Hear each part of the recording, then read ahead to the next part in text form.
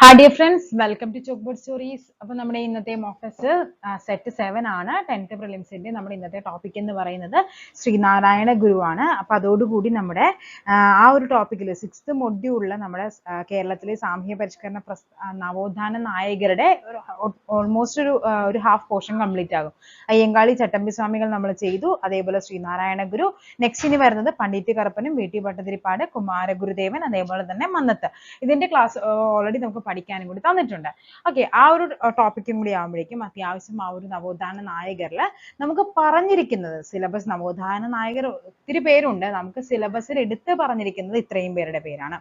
Okay, അപ്പൊ നമുക്ക് എന്ത് ചെയ്യാം, ഇന്നത്തെയും പോലെ ക്ലാസ്സിലേക്ക് പോകാം. ഇന്ന് 15 ക്വസ്റ്റ്യൻസ് ആണ് നമ്മൾ ഉൾപ്പെടുത്തിയിരിക്കുന്നത്. എപ്പോഴും ചെയ്യുന്ന പോലെ തന്നെ നിങ്ങളൊരു പേപ്പറും പേനയും എടുത്ത് തന്നെ ഇത് എന്ത് ചെയ്യുക, അറ്റൻഡ് ചെയ്ത് നോക്കുക. എന്നിട്ട് ഞാൻ എന്ത് ചെയ്യാം, ആ ഒരു 15 ക്വസ്റ്റ്യൻ വായിച്ചതിന് ശേഷം അതിന്റെ എക്സ്പ്ലനേഷൻ ആയിട്ട് പറഞ്ഞു തരാം. ഓക്കെ, നോക്കാം നമുക്ക്. താഴെ പറയുന്നവയിൽ ശ്രീനാരായണ ഗുരു രചിച്ച ഗ്രന്ഥം ഏതെന്നാണ് ചോദിച്ചിരിക്കുന്നത്. ഓക്കെ, അരുൾനൂൽ, വേദാധികാര നിരൂപണം, ആദിഭാഷാ നവമഞ്ജരി. നെക്സ്റ്റ് നോക്കാം. അപ്പൊ ഏതാണ് ആൻസർ എന്ന് ജസ്റ്റ് ഒന്ന് മാർക്ക് ചെയ്ത് പോകുക. ശ്രീനാരായണ ഗുരുവുമായി ബന്ധമില്ലാത്ത പ്രസ്താവന, ബന്ധമില്ലാത്തതാണ് നമുക്ക് വേണ്ടത്. വാദിക്കാനും ജയിക്കാനുമല്ല, അറിയാനും അറിയിക്കുവാനും എന്ന പ്രഖ്യാപനം, വിദ്യ കൊണ്ട് പ്രബുദ്ധരാവുക, സംഘടന കൊണ്ട് ശക്തരാവുക, സ്ത്രീകൾക്ക് മേൽമുണ്ടും ജാക്കറ്റും ധരിക്കുവാനുള്ള അവകാശം നേടിക്കൊടുത്തു, മനുഷ്യ സ്നേഹത്തിലും സർവമത സാഹോദര്യത്തിലും അധിഷ്ഠിതമായ പ്രവർത്തനങ്ങൾ. ഓക്കെ, ഇതില് ബന്ധമില്ലാത്ത പ്രസ്താവനയാണ് നമുക്ക് എന്ത് ചെയ്യേണ്ടത്, ആവശ്യമായിട്ടുള്ളത്. ഓക്കെ, നെക്സ്റ്റ് നോക്കാം. ശ്രീനാരായണ ഗുരു സർവമത സമ്മേളനം നടത്തിയ സ്ഥലം ഏതെന്നാണ് ചോദിച്ചിരിക്കുന്നത്. ആലപ്പുഴ, അമ്പലപ്പുഴ, ആലുവ, അരുവിപ്പുറം. വാദിക്കാനും ജയിക്കാനുമല്ല, അറിയാനും അറിയിക്കാനുമാണ് എന്ന പ്രഖ്യാപനത്തോടുകൂടി ആലുവയിലെ സർവമത സമ്മേളനം വിളിച്ചുകൂട്ടിയ സാമൂഹിക പരിഷ്കർത്താവ് ആരാണെന്നാണ് ചോദിച്ചിരിക്കുന്നത്. ഓക്കെ ആണല്ലോ.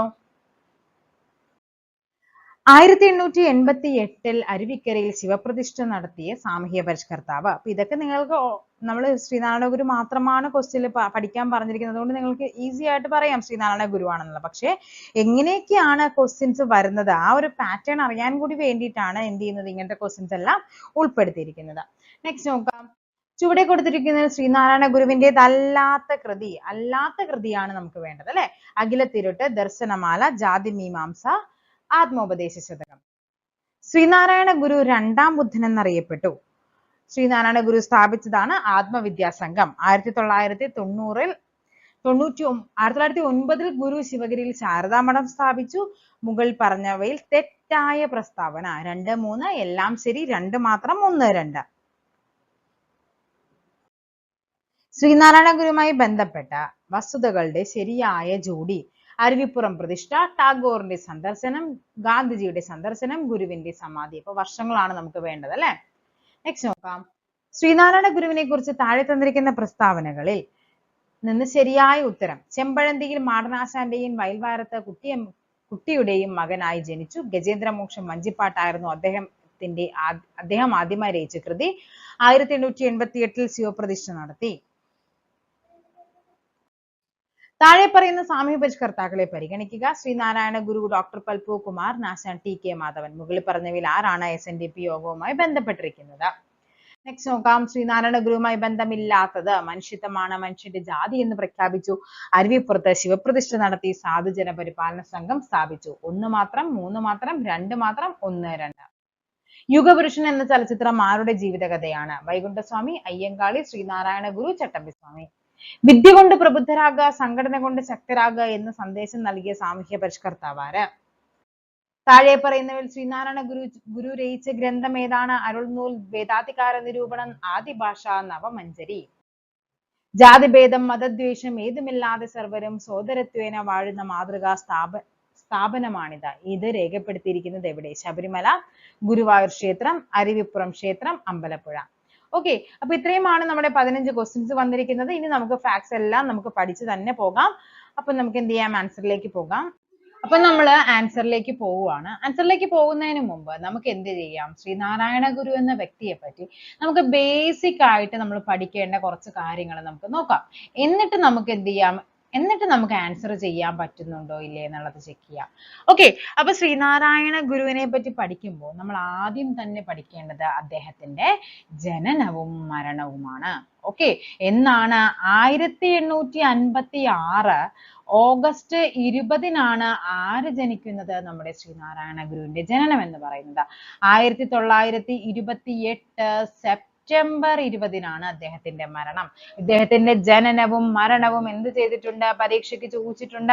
ഓക്കെ, അദ്ദേഹത്തിന് മരിച്ചത് എന്നാന്നുള്ളത് നമ്മുടെ കഴിഞ്ഞ ഡിവിഷണൽ അക്കൗണ്ടന്റിന്റെ പരീക്ഷയ്ക്ക് അദ്ദേഹത്തിന്റെ മരണം എന്ന് ശ്രീനാരായണ ഗുരു ഡൈഡ് ഇൻ ദ ഇയർ എന്ന് തന്നെയായിരുന്നു ക്വസ്റ്റ്യൻ വന്നത്. ഓക്കെ ആണല്ലോ.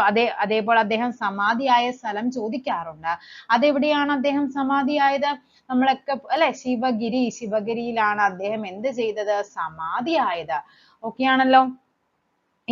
ഇനിയിപ്പോ എന്താണ്? അദ്ദേഹത്തിന്റെ ജനന സ്ഥലം പഠിക്കണ്ടേ? എവിടെയാണ്? സമാധിയായത് പഠിക്കുമ്പോൾ ജനിച്ചതും പഠിക്കണ്ടേ? എവിടെയാണ്? ചെമ്പഴന്തിയിലാണ് അദ്ദേഹം ജനിച്ചത്. മരിച്ചത് എവിടെയാണ്? ശിവഗിരിയിലാണ്. 1856 ഓഗസ്റ്റ് 20. ആരാണ് അദ്ദേഹത്തിന്റെ മാതാവും പിതാവും? മാടനാശാന്റെയും അതേപോലെ തന്നെ ആരാണ്? മാടനാശാന്റെയും കുട്ടിയമ്മയുടെയും മകനായിട്ടാണ് നമ്മൾ ഈ പറയുന്ന നമ്മുടെ നാണു എന്ന് പറയുന്ന നാരായണ ഗുരു ജനിക്കുന്നത്. ഓക്കെ, അതേപോലെ അദ്ദേഹത്തിന്റെ പത്നിയുടെ പേരാണ് എന്ത്? കാളിയാണ് അദ്ദേഹത്തിന്റെ പത്നി എന്ന് പറയുന്നത്. അദ്ദേഹത്തിന്റെ കുട്ടിക്കാല നാമമാണ് എന്ത്? കുട്ടിക്കാല നാമം ചോദിക്കാറുണ്ട്. എന്താണ്? നാണുവാണ്. അതേപോലെ അദ്ദേഹത്തിന്റെ ജനന സമയത്ത് തിരുവിതാംകൂറിലെ രാജാവ് ആരാണെന്ന് ഒരു പരീക്ഷയ്ക്ക് ചോദിച്ചതാണ്. അത് ആരായിരുന്നു? നമ്മുടെ ഉത്രം തിരുനാൾ മാർത്താണ്ഡവർമ്മയാണ് ശ്രീനാരായണ ഗുരു ജനിക്കുന്ന സമയത്ത് നമ്മുടെ തിരുവിതാംകൂർ രാജാവ് എന്ന് പറയുന്നത് ഉത്രം തിരുനാളായിരുന്നു. ഓക്കെ, ഇനി അദ്ദേഹമാണ് ആധുനിക കേരളത്തിന്റെ നവോത്ഥാന നായകനെന്നും അതേപോലെ തന്നെ എന്താണ്? നാണു ആശാനെന്നും പെരിയസ്വാമി എന്നും രണ്ടാം ബുദ്ധൻ എന്നൊക്കെ അറിയപ്പെട്ടത് ആരാണ്? നമ്മുടെ ശ്രീനാരായണ ഗുരുവാണ്. അദ്ദേഹത്തെ പെരിയസ്വാമി എന്ന് വിളിച്ചത് ആരാണ്? പെരിയസ്വാമി എന്ന് ശ്രീനാരായണ ഗുരുവിനെ വിളിച്ചത് ഡോക്ടർ പൽപു ആണ്. ഡോക്ടർ പൽപു. അതേപോലെ തന്നെ അദ്ദേഹത്തെ രണ്ടാം ബുദ്ധൻ, ഇത് ഒത്തിരി തവണ ചോദിച്ചിട്ടുണ്ട്. രണ്ടാം ബുദ്ധൻ എന്ന് അറിയപ്പെട്ടത് ആരാണ്? ശ്രീനാരായണ ഗുരുവാണ്. അദ്ദേഹത്തെ വിളിച്ചത് ആരാണ്? നമ്മുടെ ജി ശങ്കരക്കുറിപ്പാണ് അദ്ദേഹത്തെ രണ്ടാം ബുദ്ധൻ എന്ന് വിളിച്ചത്. രണ്ടാം ബുദ്ധൻ ആരാണ്? അപ്പോ ശ്രീനാരായണ ഗുരുവാണ്. അങ്ങനെ വിശേഷിപ്പിച്ചത് ആരാണ്? നമ്മുടെ ജി ശങ്കരക്കുറിപ്പാണ്. ഓക്കെ ആണല്ലോ. നെക്സ്റ്റ് നമുക്ക് നോക്കാം. അദ്ദേഹത്തിന്റെ ഗുരു ആരായിരുന്നു? അദ്ദേഹത്തിന്റെ ഗുരു എന്ന് പറയുന്നത് മുത്തപ്പിള്ളയാണ്. അപ്പോ അതേപോലെ തന്നെ അദ്ദേഹത്തിന്റെ ഭവനം പഠിച്ചു വെക്കണം. വീട്ടിന്റെ പേരാണ് എന്താ? വയൽവാരം. ചെമ്പഴന്തിയിൽ വയൽവാരത്താണ് എന്ത് ചെയ്യുന്നത്? അദ്ദേഹം ജനിക്കുന്നത്. വയൽവാരം. അദ്ദേഹത്തിന്റെ വീട്ടുപേരാണ് എന്താ? വയൽവാരം എന്ന് പറയുന്നത്. ഓക്കെ ആണല്ലോ. അതേപോലെ അദ്ദേഹം തപസ്സനുഷ്ഠിച്ച മലയുണ്ട്. അതെവിടെയാണ്? മരുത്വാമലയാണ്. മരുത്വാമലയിലെ പിള്ളത്തടം ഗുഹ എന്ന് പറയും. ഓക്കെ, അതേപോലെ തന്നെ ഇനി നമുക്ക് എന്തൊക്കെയാണ് പഠിക്കാനുള്ളത്? ഇദ്ദേഹവുമായിട്ട് ബന്ധപ്പെട്ട് നമുക്ക് മെയിൻ ആയിട്ട് പഠിക്കുന്നതാണ് എന്താ? അദ്ദേഹത്തിന്റെ കുറച്ച് പ്രതിഷ്ഠകളുണ്ട് അല്ലെ. അരുവിപ്പുറം പ്രതിഷ്ഠ എന്നാണ്? 1888 ആണ്. അരുവിപ്പുറം ക്ഷേത്രം പണിതത്. രണ്ടും വ്യത്യസ്തമായിട്ട് തന്നെ പഠിക്കണം. അരുവിപ്പുറം ക്ഷേത്രം പണിതതെന്ന് ചോദിച്ചു കഴിഞ്ഞാൽ അത് 1887-ലും അരുവിപ്പുറം പ്രതിഷ്ഠ എന്നെന്ന് ചോദിച്ചാൽ അത് ഏതാണ്? 1888-ലാണ്. നെയ്യാറിൽ നിന്നെടുത്ത കല്ലാണ് അദ്ദേഹം അവിടെ പ്രതിഷ്ഠിക്കുന്നത്.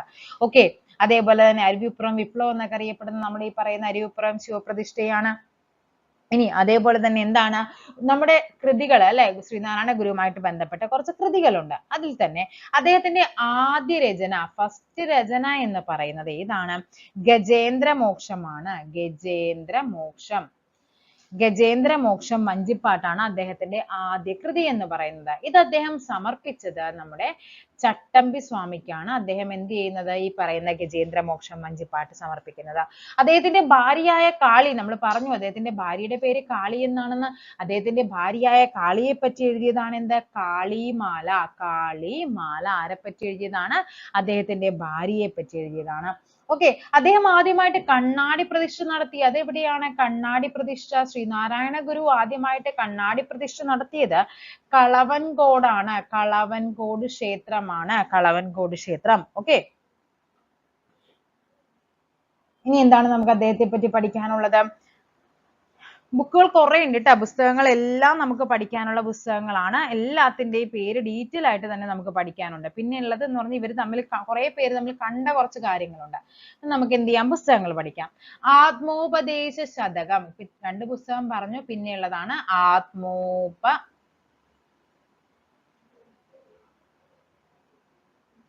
ആത്മോപദേശ ശതകം. ആരുടെ പുസ്തകമാണ്? ശ്രീനാരായണ ഗുരുവിൻ്റെതാണ്. നെക്സ്റ്റ് നമുക്ക് പറയാം ദൈവദശകം. ദൈവദശകം ആരുടേതാണ്? ശ്രീനാരായണ ഗുരുവിൻ്റെതാണ്. അടുത്തത് ജനനി നവമഞ്ജരി. നവമഞ്ജരി ആരുടേതാണ്? ശ്രീനാരായണ ഗുരുവിൻ്റെതാണ്. കാളി നടനം. കാളി നടനം. ഓക്കെ, അതേപോലെ തന്നെ ദർശനമാല. ദർശനമാല. ഇനി ജ്ഞാനദർശനം. ജ്ഞാനദർശനം. ജാതിമീമാംസ. ജാതിമീമാംസ. ഇങ്ങനെ കുറെ പുസ്തകങ്ങളുണ്ട്. നമുക്ക് ഓരോ ക്വസ്റ്റ്യൻ ആയിട്ട് വരുമ്പോഴേക്കും നമുക്ക് പഠിച്ചു വരാം. ജാതിമീമാംസ ആരുടേതാണ്? ഈ പറയുന്ന ശ്രീനാരായണ ഗുരുവിൻ്റെതാണ്. ഓക്കെ, നെക്സ്റ്റ് നമുക്ക് ക്വസ്റ്റ്യനിലേക്ക് പോകാം. താഴെ പറയുന്നവയിൽ ശ്രീനാരായണ ഗുരു രചിച്ച ഗ്രന്ഥം ഏത്? പഠിച്ചു വെച്ചോ. നവമഞ്ജരി. നമ്മൾ പറഞ്ഞതാണല്ലേ നവമഞ്ജരി. നവമഞ്ജരിയുമായിട്ട് ബന്ധപ്പെട്ട് PSC പല ക്വസ്റ്റ്യൻസും കയറി ചോദിക്കാറുണ്ട്. ഒരു വട്ടം ചോദിച്ചത് നമ്മുടെ ശ്രീനാരായണ ഗുരു ചട്ടമ്പി സ്വാമിയെ പ്രകീർത്തിച്ചുകൊണ്ട് എഴുതിയ പുസ്തകം ഏതെന്നുള്ളതാണ്.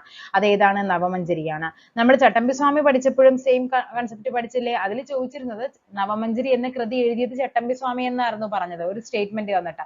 അപ്പൊ നമ്മളോട് പറഞ്ഞു ചട്ടമ്പി സ്വാമികൾക്കായിട്ട് ശ്രീനാരായണ ഗുരു എഴുതിയതാണ് എന്ത്? നവമഞ്ജരി എന്ന് പറയുന്നത്. അതേപോലെ നിർവൃതി പഞ്ചകം ആരാണ് എഴുതിയെന്ന് ചോദിച്ചിട്ടുണ്ട്. നമ്മുടെ ഒരു ബാങ്കിങ് അസിസ്റ്റന്റ് എക്സാമിന് ചോദിച്ചിട്ടുണ്ട് നിർവൃതി പഞ്ചകം ആരാണ് എഴുതിയതെന്ന്. അതാരാണ്? ശ്രീനാരായണ ഗുരുവാണ്. ഓക്കെ, നെക്സ്റ്റ് നോക്കാം. ശ്രീനാരായണ ഗുരുവുമായി ബന്ധമില്ലാത്ത പ്രസ്താവന. വാദിക്കാനും ജയിക്കാനുമല്ല, അറിയാനും അറിയിക്കാനുമാണ് എന്ന പ്രഖ്യാപനം.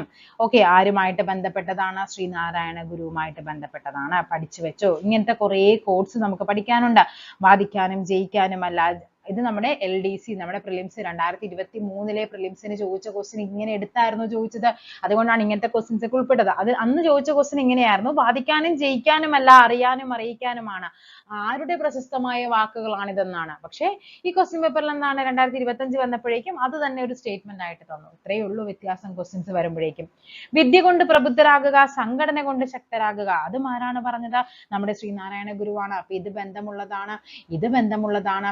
മനുഷ്യ സ്നേഹത്തിലും സർവമത സാഹോദര്യത്തിലും അദ്ദേഹം സർവമത സമ്മേളനം ഒക്കെ നടത്തിയിട്ടുണ്ടല്ലേ ആലുവയില്.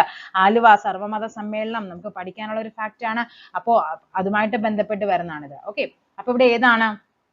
അല്ലാത്തതാണ് നമുക്ക് വേണ്ടത്. അപ്പൊ ഏതാണ് വരുന്നത്? സ്ത്രീകൾക്ക് മേൽമുണ്ടും ജാക്കറ്റും ധരിക്കുവാനുള്ള അവകാശം. അതാണ് അദ്ദേഹവുമായി ബന്ധപ്പെട്ട് അല്ലാത്തതായിട്ട് നമുക്ക് പഠിക്കാനുള്ളത്. ഓക്കെ, അപ്പൊ ഏതാണ് ആൻസർ? ഓപ്ഷൻ C ആണ് ആൻസർ ആയിട്ട് വരേണ്ടത്. നെക്സ്റ്റ് നോക്കാം.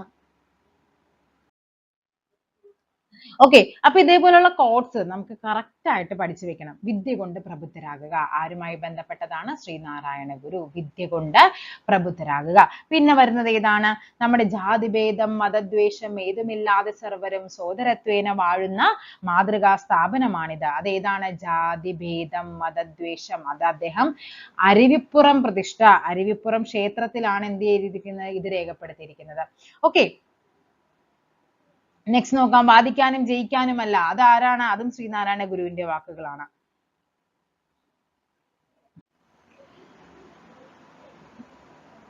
മതമേതായാലും മനുഷ്യൻ നന്നായാൽ മതി. അതാരുടേതാണ്? ഗുരുവചനമാണ്.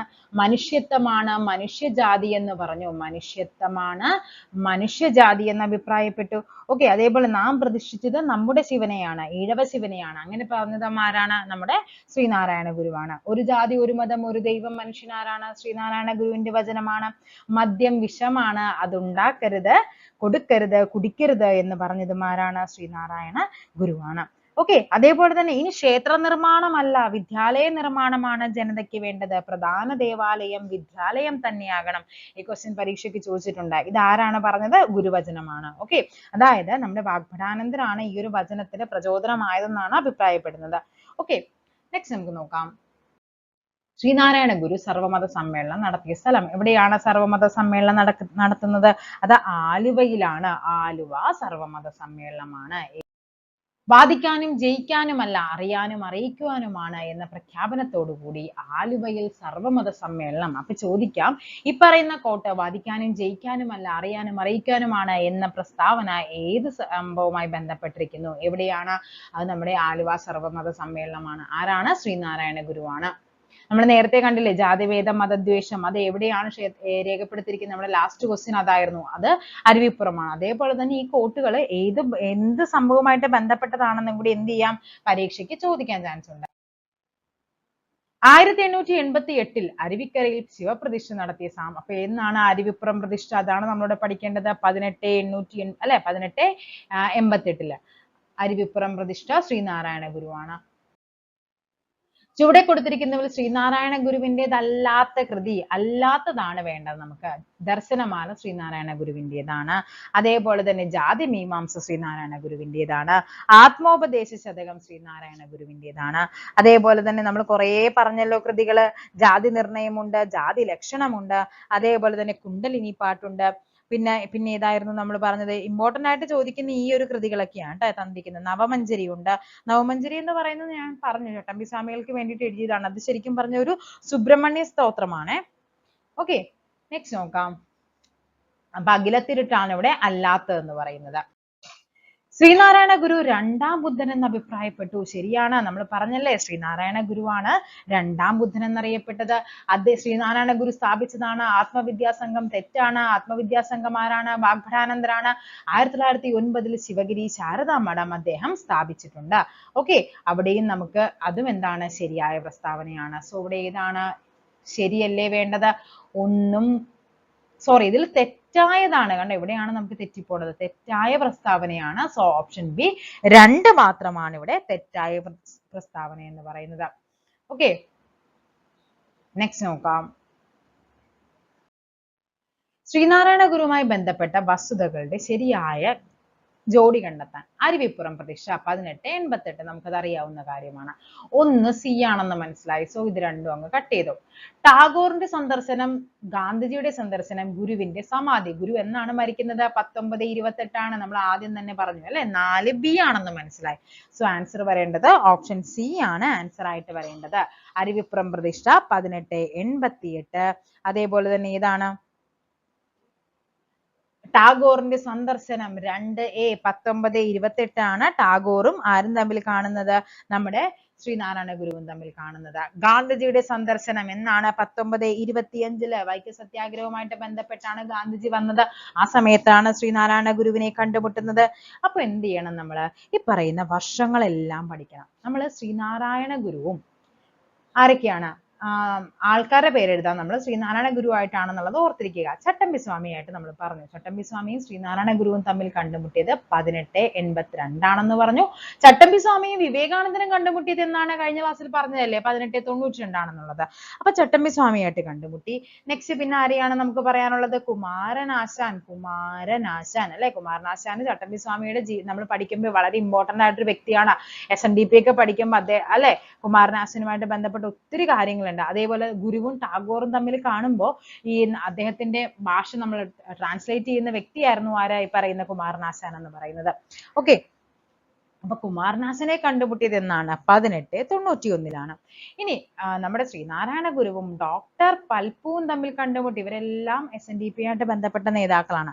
ഡോക്ടർ പൽപ്പുവിനെ കണ്ടുമുട്ടിയത് എന്നാണ്? 1895 ശ്രീനാരായണ ഗുരുവും ഡോക്ടർ പൽപ്പുവും കണ്ടുമുട്ടുന്നത്.